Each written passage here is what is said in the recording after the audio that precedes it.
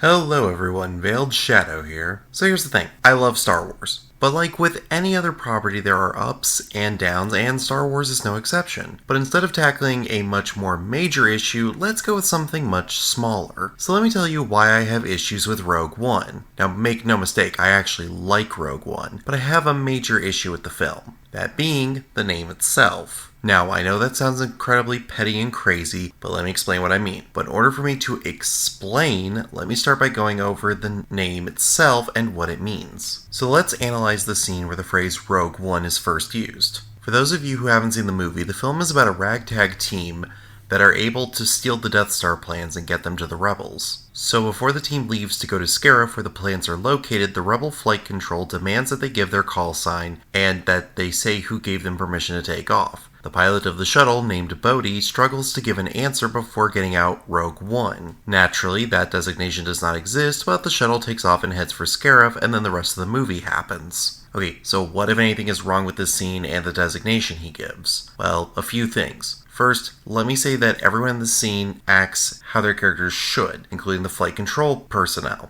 All around, great acting from a group of relatively unknown actors. But let me ask you something. Why do shuttles, starfighters, and spaceships in general in Star Wars have names and designations? The simple answer is that when George Lucas was making Star Wars, he must have noticed that this is something that is done in wars and with various equipment. People receive designations to identify who they are quickly. See, in the military, everything is well organized so that even in the midst of a hectic battle, people can quickly recognize each other. To keep this focus on Star Wars, let's briefly go over organization and designations found in Star Wars. So first of all, let's go over ships and which ones get what kind of naming or designation. Ships in Star Wars range from single-person craft all the way up to Star Dreadnoughts. Starting with Star Dreadnoughts, these ships are massive. A good example is the Executor, Vader's flagship. Ships of this classification receive special names to indicate to their allies who they are. This is important because battles in Star Wars are actually hundreds of meters away from each other, not the close-in stuff that gets put to film. So you can't do visual recognition in order to figure out who's who. Now, this method of naming and designation is true for everything smaller than the Star Dreadnoughts all the way down to shuttlecraft. Typically, the Empire gives numbers to shuttles if they are not military shuttles, like the civilian ones that are used in Rogue One. But military shuttles get their own names to differentiate them from each other. Anything smaller than a shuttle is a starfighter, which includes interceptors, bombers, and fighters,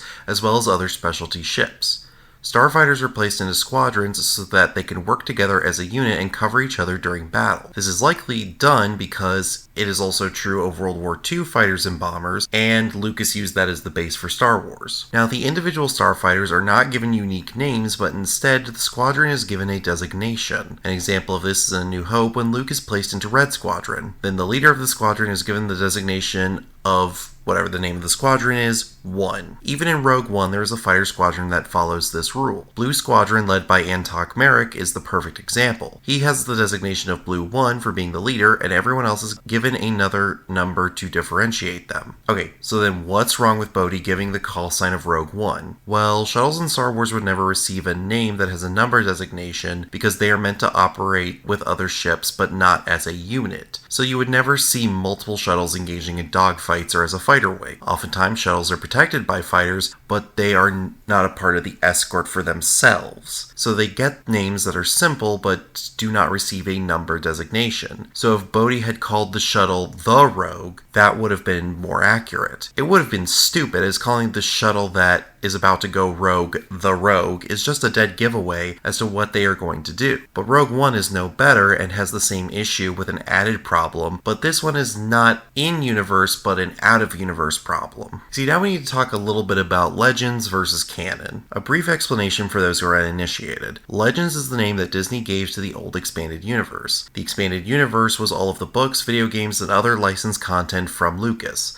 Now, all of it was made by Lucas or his company, but it got the green light from them. All of that stuff has been turned into Legends and is considered to be non-canon to the Disney Star Wars content. But the writers for Disney have been treating Legends as a scrapyard from which to pull stuff to make their own movies and the like. So then we come back to Rogue One. See, Rogue One comes from Rogue Squadron. Rogue Squadron was an insanely popular part of Legends for many reasons. There were multiple games about the squadron and their exploits, as well as an excellent series of of books in the form of the X-Wing novels. Both Wedge Antilles and Luke Skywalker have had the call sign of Rogue Leader or Rogue One, as well as others. So who are these guys and where do they come from? Well, during the Battle of Yavin against the Death Star, a lot of pilots died. This hurt the Rebel Starfighter Corps but didn't wipe it out. The survivors were made into Rogue Squadron and Renegade Squadron. From there, the Rogues would go on to be a thorn in the Empire's side, and they even flew at the Battle of Hoth. Their most daring exploit are from the X-Wing novels,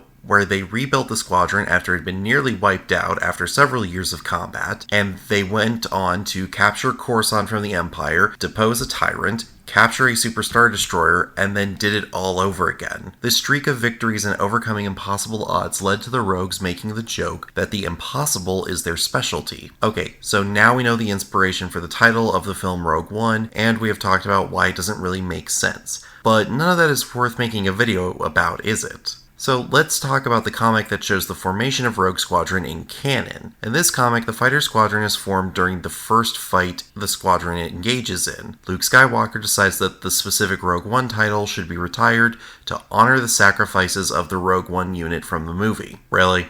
Disney, this is the best you got? In Legends, Rogue Squadron was formed to continue the fight against the Empire, and Luke wanted them to keep going after the squadron was nearly destroyed in memory of all the people who died during the Battle of Yavin, including his friend Biggs Darklighter. And in the X-Wing novels, Wedge Antilles makes it very clear that the ones who died serving the squadron before are legends that cannot be surpassed. Rogue Squadron in Legends exists as a monument to the sacrifices that allowed the rebels to win against the tyranny of the Empire. But in canon, instead of letting the rogues be their own thing, they had to make new characters who exist solely for them to say that their characters inspired your favorite characters from before. Doesn't that seem childish to anyone? Essentially, what the movie does is lessen the impact of Rogue Squadron in Disney's canon. Disney's writers feel that they had to say that everything that happened before did not matter. They said that their characters were important because they inspired the classic characters you know and love. I'm gonna be honest, I really like the movie and it fixes some things from Legends, but I do agree that the characters in the film needed more time before they could be impactful. As it stands, the characters of Rogue One are solid foundations,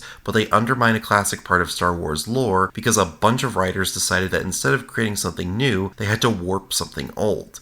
And to be clear, I'm not talking about the writers of the movie, I'm talking about the comic book writers and the Disney execs. So how could you fix this issue with Rogue Squadron? Well, for one, have the shuttle be called something that makes more sense for the characters. For example, Hope gets used a fair amount by characters in the film, so why not have Bodhi call the ship the Hope? Or since the line Rebellions are based on Hope gets used, why not call the ship the Rebel? It'd be kind of a funny irony that the Rebels are rebelling against the Rebels. Then in the comic, just have it be that after Yavin, Luke decides to honor the Fallen by taking the survivors and forming a fighter wing out of them. Have it be that the first battle they're involved in is sort of a proving ground. They show the rebels that no matter what, they can fight back against Imperial oppression, and it can be a sort of where the legend is born moment. It'd be far more impactful that way, and there really isn't any good reason to tie the people from the movie to the fighter squadron. That's why this move was done in the comics. Because, I mean, let's be real, how many of you watching have actually read the Disney Star Wars comics? I bet most of you have